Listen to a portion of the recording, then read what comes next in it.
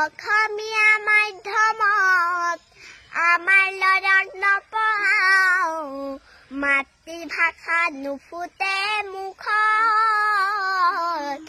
ইংৰাজীও নুফুটে মুখত পাপা মামী বুলিলেহে ভাল পাওঁ আই পিতাই নিশিকাও লাজত হেদেও অসমীয়া ইতিহাস পঢ়িয়াইছা ভুল নুবুজিবি মোক নিজৰ সংস্কৃতিক অমান্য নকৰিবি কমাই দে পশ্চিমীয়া ভোগ এটা গীত 2016 চনতে লিখিছিলোঁ আমাৰ গানবিলাক কম সংখ্যক লোকেহে শুনে আৰু সকলোৱে ভালো নাপায় কেতিয়াবা কেতিয়াবাতো ফোনত ভাবুকিও আহে এনেকুৱা গান কিয় গাইছ বুলি ঠিক তেনেকুৱা এটা গান 16 চনত লিখিছিলোঁ এনেকৈ আজিকালি কি হৈছে প্ৰমাণটো ইয়াতেই পালোঁ বনিয়াই তৰিয়াই কৰি দিয়া গামোচাখনকে ডিঙিত লৈ আমি বিহু মাৰিব লগা হৈছে তাতোতকৈ অসমীয়া জাতিটোৰ বাবে দুৰ্ভাগ্যজনক কথা কি হ'ব পাৰে কাৰণ আমাৰ শিপিনীসকলে তাঁত ববলৈ বাদ দিয়া হ'ল আমি জাতিৰ মাটিৰ কথা কৈ ভাল পাওঁ পিছে নিজৰ সন্তানক আমি অসমীয়া মাধ্যমত পঢ়ুৱাবলৈ বেয়া পাওঁ আমি ইংৰাজী মাধ্যমত পঢ়ুৱাইছোঁ ল'ৰাটোক মোৰ ছোৱালীজনীক ভাল কথা আমাৰ ল'ৰাই ইংৰাজী জানিব লাগিব হিন্দীও জানিব লাগিব অন্যান্য ভাষাবিলাকো আমাৰ ল'ৰাই জানিব লাগিব কিন্তু সমান্তৰালভাৱে যদি আমি অসমীয়া ভাষাটো আমাৰ ল'ৰা ছোৱালীক শুদ্ধকৈ লিখিব ক'বলৈ যদি আমি এতিয়াই শিকাই বুজাই নলওঁ অনাগত দিনত কিন্তু জাতিটোৰ বাবে এটা ভয়ংকৰ দিন আহি আছে আৰু সেই মনৰ খুবতে লিখা এটা গান এনেকৈ আইৰ তাঁতশাল ইতিহাস হ'ল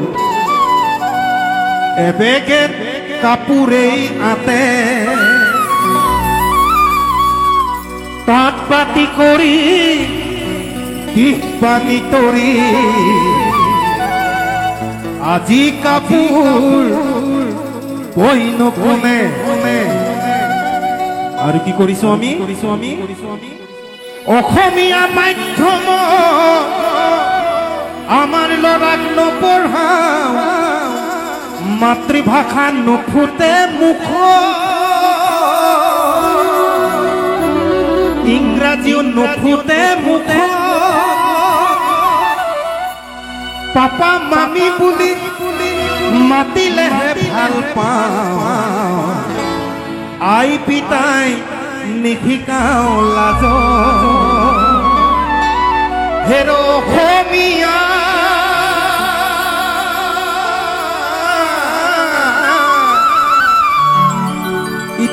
ইতিহাস পঢ়িয়াইছা ভুল নুবুজিবি মোক নিজৰ সংস্কৃতি অমান্য নকৰিবি কমাই দে পশ্চিমীয়া ভোগ লাহে লাহে আমাৰ নিজৰ সংস্কৃতিবিলাক আমি পাহৰিব ধৰিছোঁ পশ্চিমীয়া সংস্কৃতিক বৰ বেছিকৈ আঁকোৱালি লোৱা হৈছোঁ আৰু এদিন বৰ বেয়াকৈ আমাৰ জাতিটোৱে ভুগিব লাগিব ইয়াৰ তাৰে এটা গান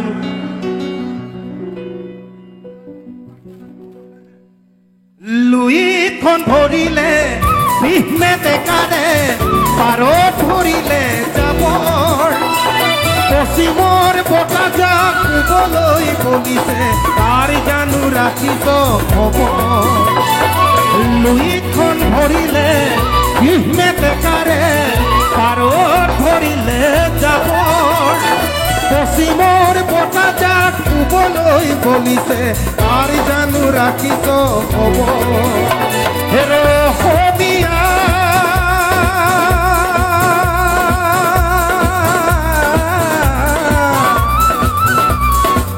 দুৰ্গা দীপাৱলীয়ে কঙালীক চেপিলে নিউ ইয়েৰ আহি ভোগালীক নাখিলে পশ্চিমৰ বতাহে ৰঙালীকো চেপিছে অসমীয়া জাতি আমি কোন দিশে অসমীয়া জাতি বাৰু কোন দিশে খন ধৰিলে বিহনে বেকাৰে পাৰো ধৰিলে যাব পশ্চিমৰ বতাহজাক পূবলৈ বলিছে কাৰ জানো ৰাখিব হ'ব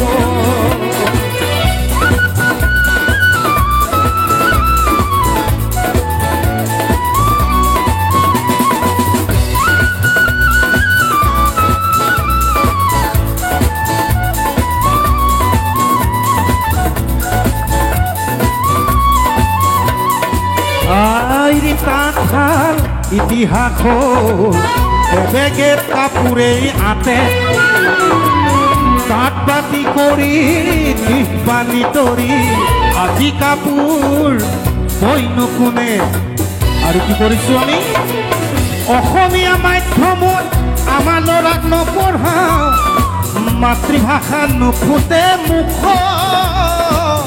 ইংৰাজীও নুফুটে মুখ পাপা মামি বুলি মাতিলেহে ভাল পাওঁ আই পিতাই নিশিকাওঁ লাজ হেৰ অসমীয়া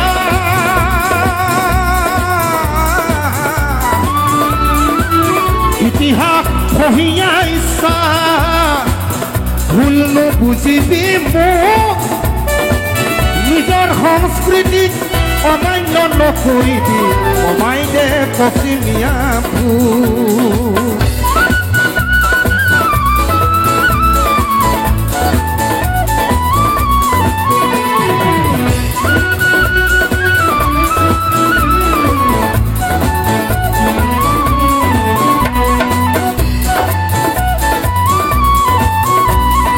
শংকৰ মাধৱে হৰি নামৰ বাণীৰে জাতিটো গঢ়ি থৈ গ'ল বিষ্ণু জ্যোতি আৰু ভূপেন মামাহঁতেও গীতৰ ভাষাৰে বহু কথাই কৈ গ'ল হেৰ অসমীয়া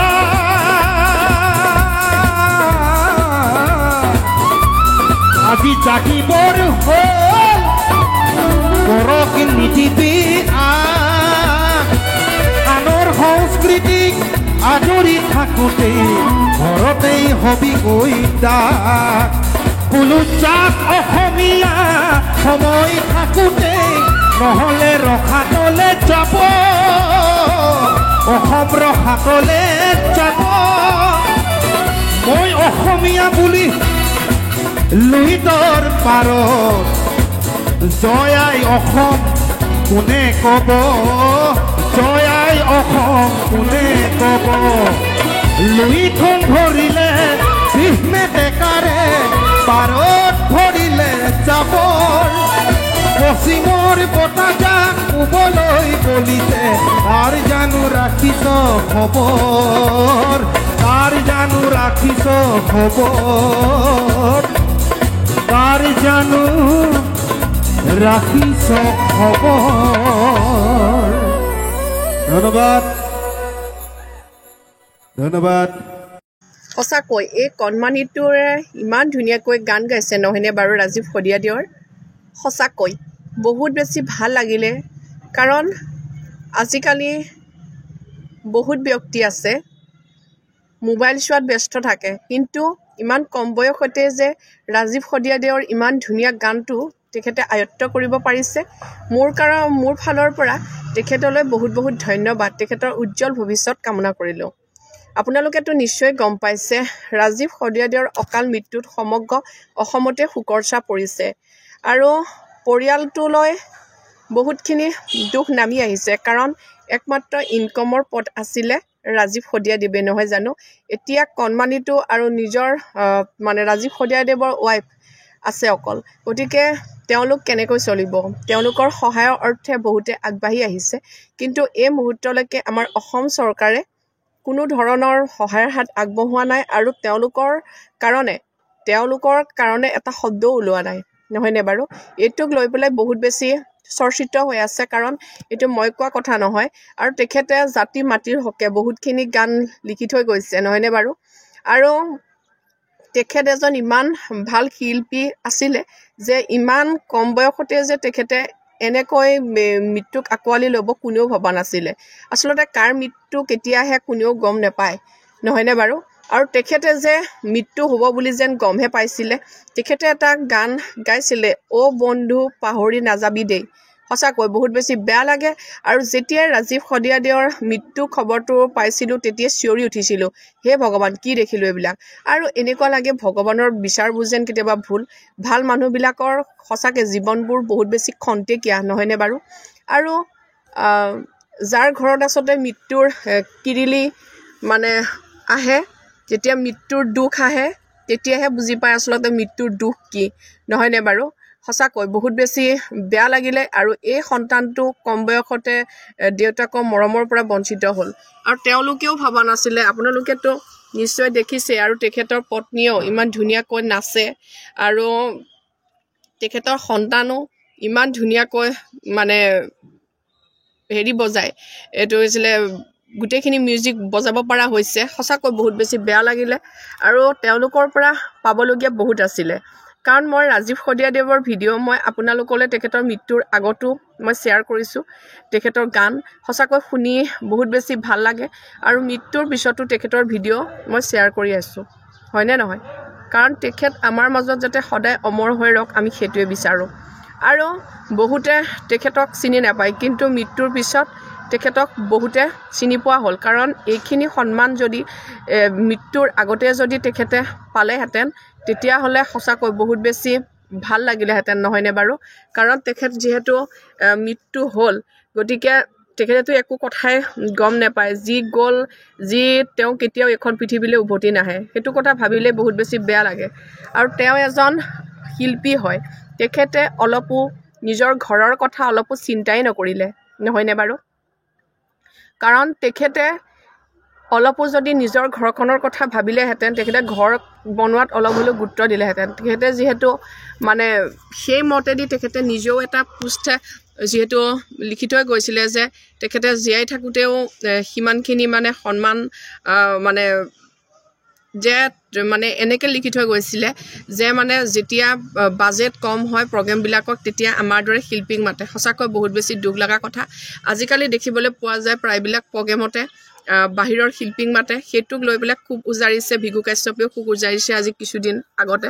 গতিকে আমাৰ অসমৰে যুৱকে পাতে যেতিয়া, যুৱক যুৱতীয়ে, গতিকে আমাৰ অসমৰ শিল্পীক বহুত বেছি প্ৰাধান্য দিব লাগে, নহয়নে বাৰু?